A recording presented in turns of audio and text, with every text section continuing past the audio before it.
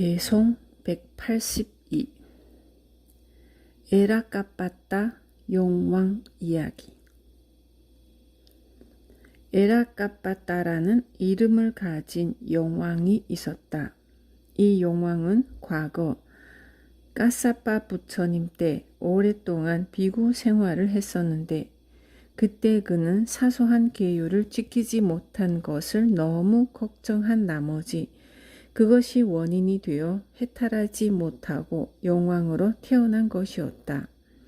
그는 용왕이 되어서도 법을 듣고 싶은 마음이 간절하여 다음 부처님이 세상에 출현하기만을 기다리고 있었다. 그렇지만 아무리 용왕이라고 해도 세상에 부처님이 출현하신 것을 알아내기는 쉽지 않았다. 그래서 그는 자기의 4딸 가운데 하나를 시켜 세상에 부처님이 출현하셨는지를 알아보게 했다. 용왕은 딸로 하여금 개송을 읊게 하고 그 개송을 바르게 알아듣는 사람은 딸을 아내로 삼게 해주겠다고 공개적으로 제안했다. 그런 다음 딸을 시켜 매달 초하루와 보름날 어여쁘게 치장하고 시장 한가운데 나가서 춤을 추면서 노래로서 질문을 던지게 했다. 그러자 수많은 젊은이들이 이 어여쁜 용왕의 딸을 욕심내어 갖은 지혜로서 그녀가 던지는 질문에 대답하겠다고 나섰다. 그렇지만 아무도 그녀의 질문에 바르게 대답하는 사람은 없었으며 용왕의 딸은 계속해서 춤추고 노래하며 질문에 대답할 사람을 찾았다. 그러던 어느 날 부처님께서는 신통력으로 우따라라는 젊은이를 보시고 이 젊은이가 용왕의 딸이 내세우는 질문과 관련하여 소따빠띠팔라를 성취할 시기가 무르익었음을 아시었다. 바로 이때쯤 우따라는 에라까빠따 용왕의 딸을 만나러 가고 있었다. 부처님께서는 그 청년을 멈춰 세우고 이렇게 물으시었다.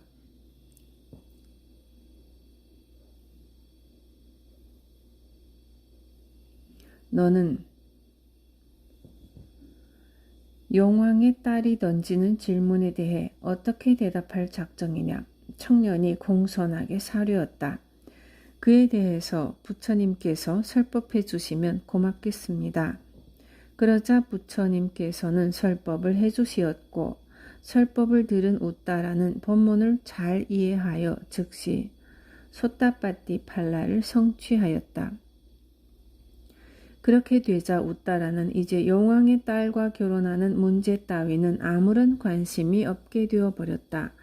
그는 이제 소따빠띠팔라를 성취한 성자로서 감각적 쾌락을 추구하는 욕망을 일으키지 않게 되었던 것이다. 그렇지만 그는 용왕의 딸이 내세우는 여러 가지 질문에 바르게 대답함으로써 많은 사람들에게 이익을 줄 수 있다고 생각하여 가던 길을 계속 가기로 했다. 그래서 마침내 용왕의 딸이 있는 곳에 도착해 그녀의 아름다운 노래를 들은 다음 그 노래에 담긴 의미를 음미하여 자기가 할 대답을 정리했다. 용왕의 딸이 용왕을 대신하여 제시한 문제는 다음과 같다. 어떤 사람을 통치자라 하는가? 번뇌망상에 가려져 있는 사람을 통치자라고 할 수 있는가? 어떤 통치자가 번뇌망상으로부터 벗어난 통치자인가? 어떤 사람을 어리석은 사람이라고 하는가? 이에 대해 우따라는 다음과 같이 대답했다. 6가지 감각을 잘 다스리는 사람을 진실한 통치자라 한다. 번뇌망상에 가려져 있는 사람은 통치자가 아니다. 모든 욕망으로부터 자유로운 해탈자를 진실한 통치자라 한다. 모든 삿된 견해와 욕망, 탐욕, 성냄, 어리석음으로부터 벗어나 마음이 맑고 고요한 사람이 번뇌망상으로부터 벗어난 통치자이다. 감각적인 쾌락에 얽매여 있는 자를 어리석은 자라 한다.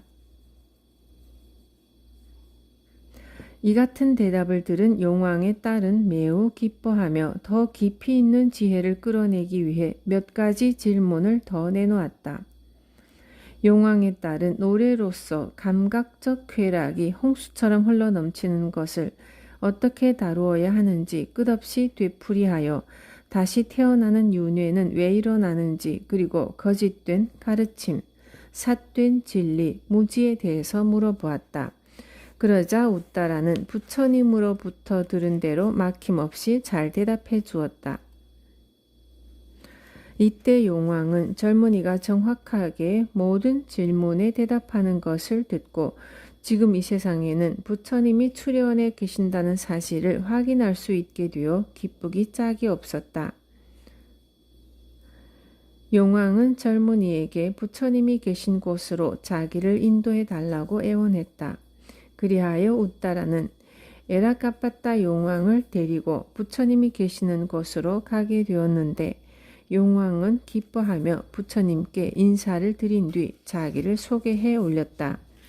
그러면서 자기가 왜 딸을 시장에 내보내게 되었는지를, 또 딸이 자기 뜻을 잘 따라 주었다는 것을 말씀드렸다. 그 다음 그는 부처님께 자기가 왜 용왕이 되었는지를 다음과 같이 사료했다.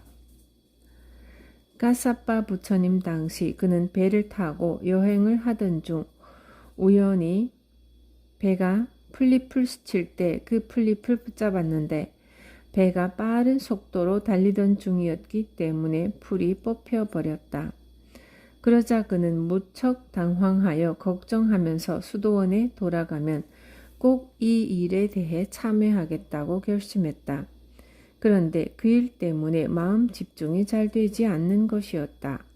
그는 죽음을 맞이할 때 과거 풀을 뽑고 참여하지 못한 것이 허물이 되는 줄은 알아 참여하고 싶었지만 곁에 참여를 받아줄 비구가 없었기 때문에 정식으로 참여하지 못하고 말았다.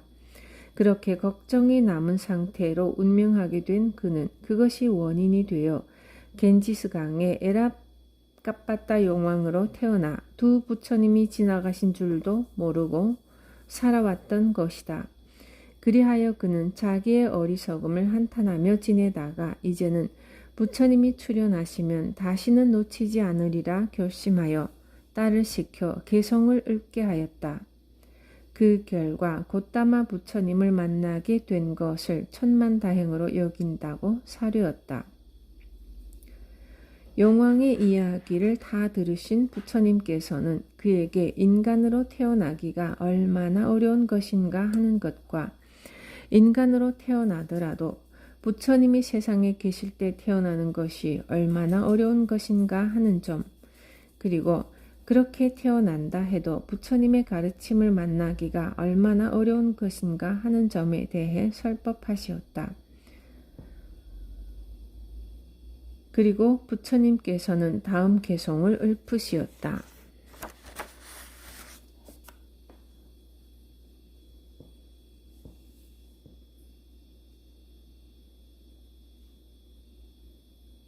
어려운 것은 남자로 태어남이요. 어려운 것은 생명이 끝나지 않음이며 어려운 것은 바른 법을 들음이요. 어려운 것은 세상에 부처님 나심이라. 부처님께서 설하신 이 법문을 듣고 많은 사람들이 이익을 얻었다. 다만 에라카빠따 용왕은 사람이 아니라 동물의 몸이었으므로 팔라과를 성취할 수 없었다.